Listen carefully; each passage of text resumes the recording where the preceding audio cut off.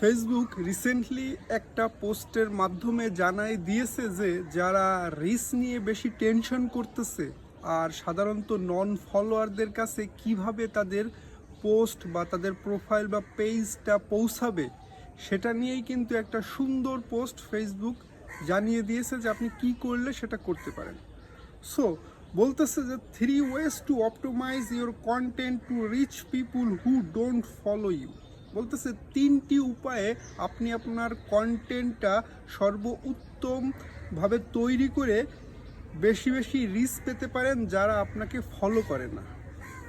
So number 1 যেটা বলতেছে make original content. এটা কিন্তু আমি প্রায় বলি, আপনারা যারা ডুপ্লিকেট কন্টেন্ট নিয়ে কাজ করতেছেন বা আনঅরিজিনাল কন্টেন্ট নিয়ে কাজ করতেছেন বা অন্যের কন্টেন্ট নিয়ে কাজ করতেছেন, আমি প্রায় বলি যে এগুলো নিয়ে দরকার নেই, অরিজিনাল কন্টেন্ট নিয়ে কাজ করেন।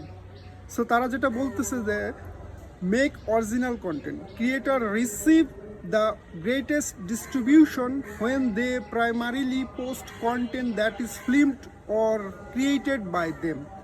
বলতেছে একজন কন্টেন্ট ক্রিয়েটর রিসিভ করবে গ্রেটেস্ট ডিস্ট্রিবিউশন, মানে সর্বোত্তম ডিস্ট্রিবিউশন সে রিসিভ করবে when they primarily post content, যে সেটা মানে কোন ধরনের কন্টেন্টে যেটা সে তৈরি করবে বা ফিল্ম করবে বা নিজের উদ্যোগে যেটা তৈরি করে নিজের ক্রিয়েটিভিটি দিয়ে তৈরি করে এডিট করে যেটা পোস্ট করবে, মানে সম্পূর্ণ নিজেরটা, সেটাই হচ্ছে অরিজিনাল কন্টেন্ট। সেক্ষেত্রে ফেসবুক নিজে সেটা সর্বোচ্চ ডিস্ট্রিবিউশন দিয়ে দেবে। আর সর্বোচ্চ ডিস্ট্রিবিউশন বলতে আপনার রিচ, এঙ্গেজমেন্ট, ফলোয়ার, ইনকাম সব কিছুই আপনি বেশি পাবেন।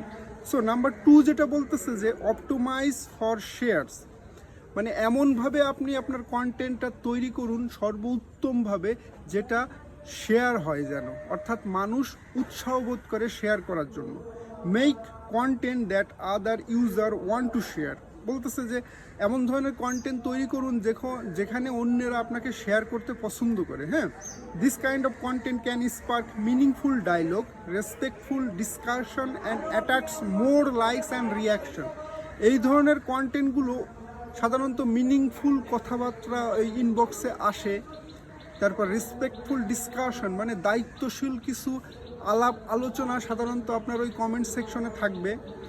এবং attack more likes and reaction, আর সাধারণত প্রচুর রিয়াকশন আর হচ্ছে লাইকস সেখানে পড়ে।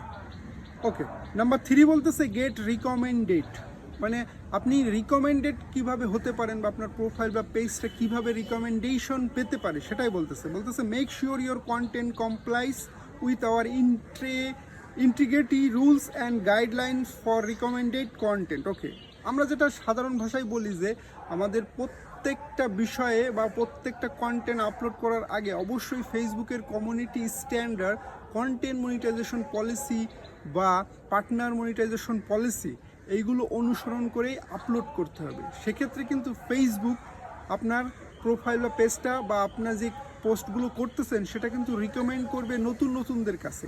এখন এখানে যদি আপনি ফেসবুকের কমিউনিটি গাইডলাইনগুলো মেনে চলতে পারেন আর যেগুলো নিষেধ করা হয়েছে আপলোড করতে সেইগুলো যদি আপনি মেনে চলেন 100% আপনি সর্বোচ্চ রিচ কিন্তু পেতে পারেন।